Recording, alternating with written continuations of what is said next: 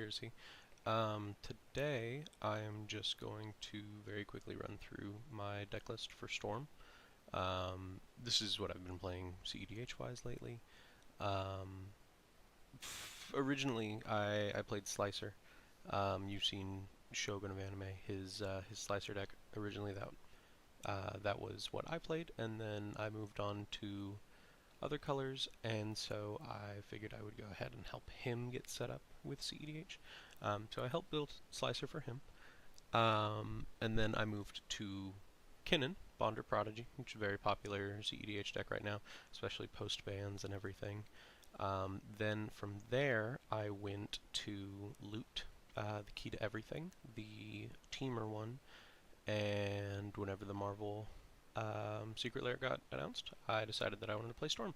So this is my list for CEDH. This is what I play whenever I am having fun, well, having fun with friends or competing in tournaments. We do a lot of tournaments around where I am. Haven't topped any here lately. Been a lot of 0-1-2s drops.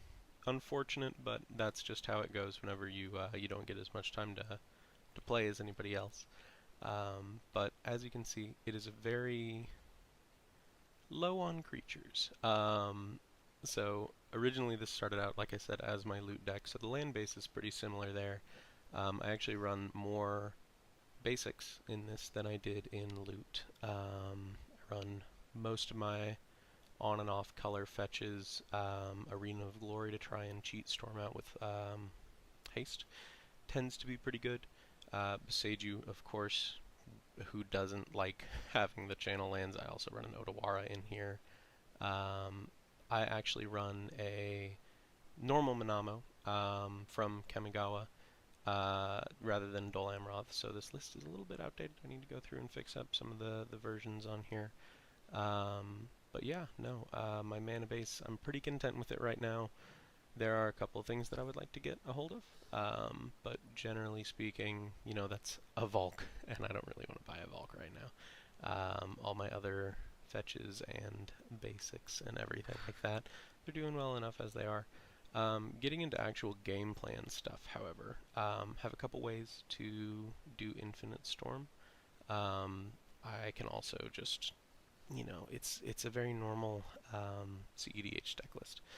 Notably, I don't run Thassa's Oracle. I personally don't like Thassa's Oracle. I think it's a boring card. Is it great? Yes, 100%. It's a super strong card. It does not go with the playstyle that I want to play.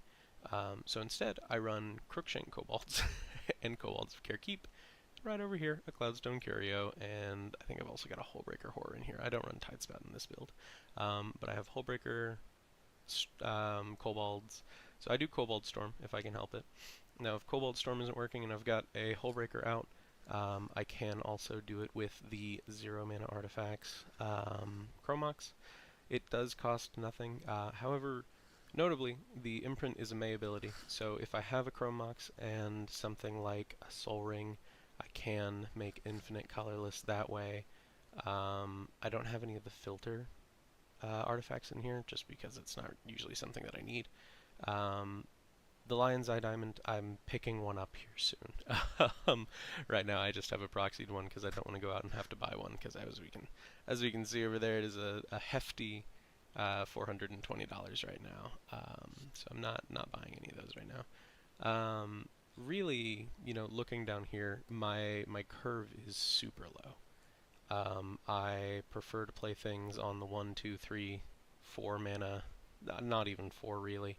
I prefer to play over on this low end. Just kind of helps me out a little bit.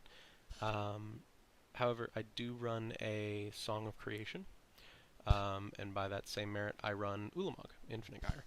Now, Ulamog helps me because I really like to not have to worry about being brainstormed. I also churn through my deck really fast. So if I am discarding all the cards in my hand on my end step and I have an Ulamog in there, I'm just going to put them all back in hand, or into my library, and then I'll run it again. Same reasoning behind running Underworld Breach, is so I can recur these things. I want to be able to play my things as fast as I can. Now for win cons, I have a couple of options. Um, Expropriate. Typically, if you're solving an expropriate, you're taking at least one extra turn. Now, if you're taking at least one extra turn with expropriate, that means you're getting 3 other things.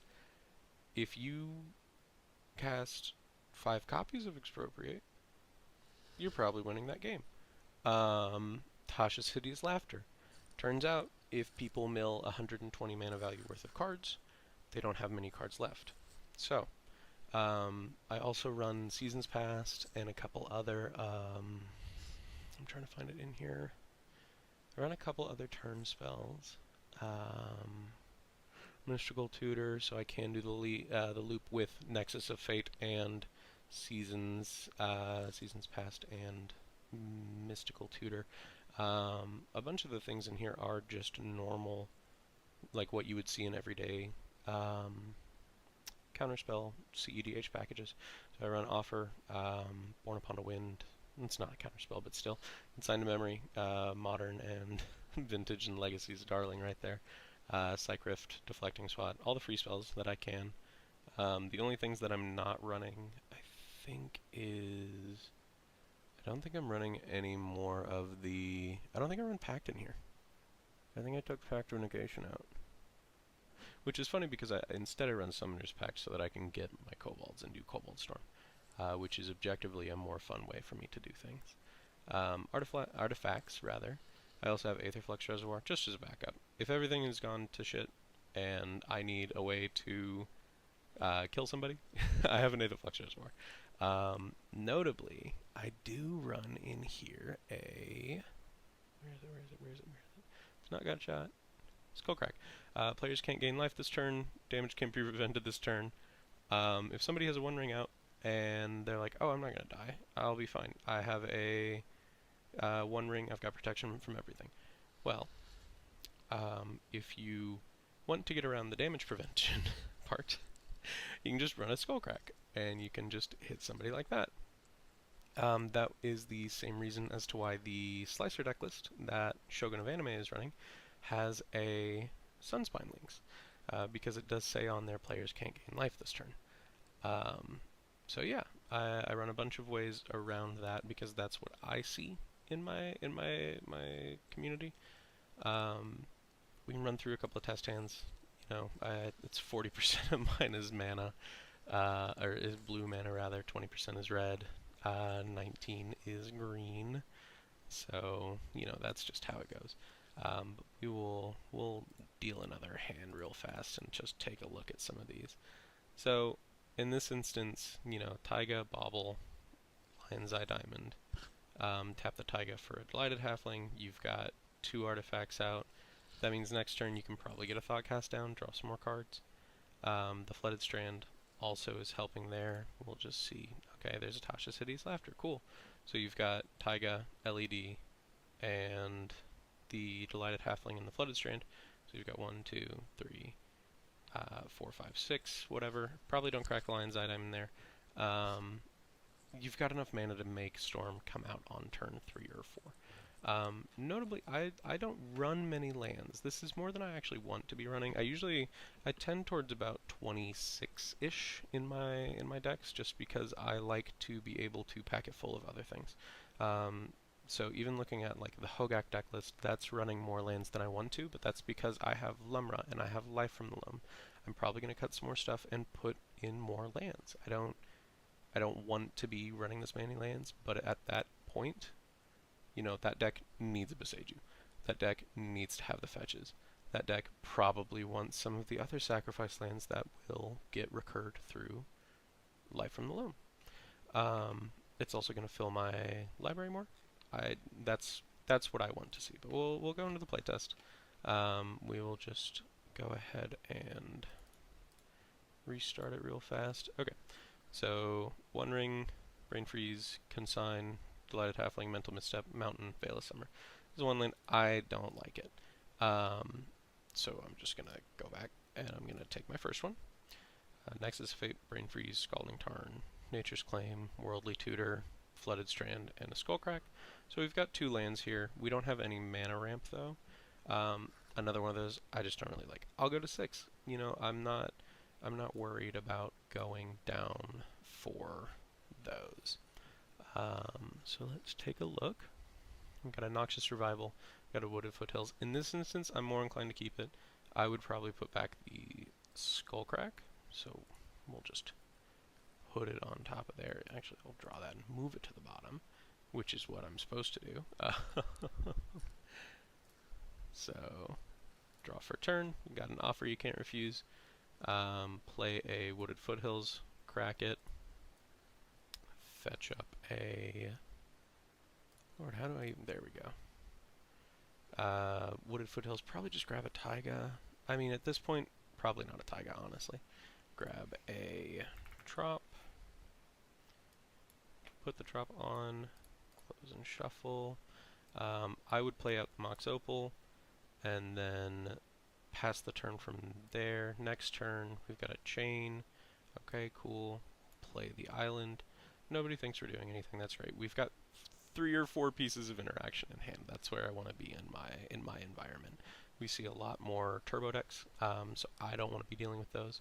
However, in this instance, I'm going to probably go to end step, make a green, Noxious Revival, put that Wooded Foothills on top, draw it for turn, crack it, go and grab Taiga, just so I have all my duels out. And then we've got 3 mana, we need 1 more, and then we're at Storm. So, in this instance, hey, look at that, we got there. We got the Soul Ring. We don't have the colored mana for it yet, but what we could, in theory, do is as we go to play that Soul Ring, just counter it with an offer you can't refuse, make the 2 treasures. Does it suck? Yeah, but also, there's worse things to do. You could also, rather than doing that, you could play the Soul Ring out, play the Soul Ring with the Taiga, and then do a Chain, pay for that, and then counter it. Counter the Chain. That way you still get the Soul Ring and you still get the 2 mana. Your Mox Opal's online and you've got 2 treasures and 4 mana through that. Is it the best? No, not at all, but you make it work with what you've got. Of course, now we draw the Bloodstained Mire, though. So we crack the Bloodstain, go fetch up a... You can tell that I've been playing too much Cockatrice because I keep forgetting how to search my library. So we've got Storm mana, tap it, play the Storm out. We've got a little bit of interaction still. We've got a Flusterstorm, we've got a Consigned Memory. So now we're just looking for a way to actually do something. So this turn we get a redraw. Play the Urza's Bauble, go ahead, crack it, take a look at somebody's hand, next turn, draw, and then draw. So now we've got a Preordain and we've got a Lightning Bolt. So from here I want to go and just do my value turns with Storm. So I'm going to swing, I'm going to cast a Lightning Bolt at somebody, do 3 damage, and then I'm going to Preordain for 3 in a row. So I'm going to scry 2, draw 3 cards, or scry 6, draw 3 cards. That's really strong. Even if I wasn't doing that, it's still, you know, you're still getting these value turns. So yeah, that's a lot of what I am doing with my Storm deck.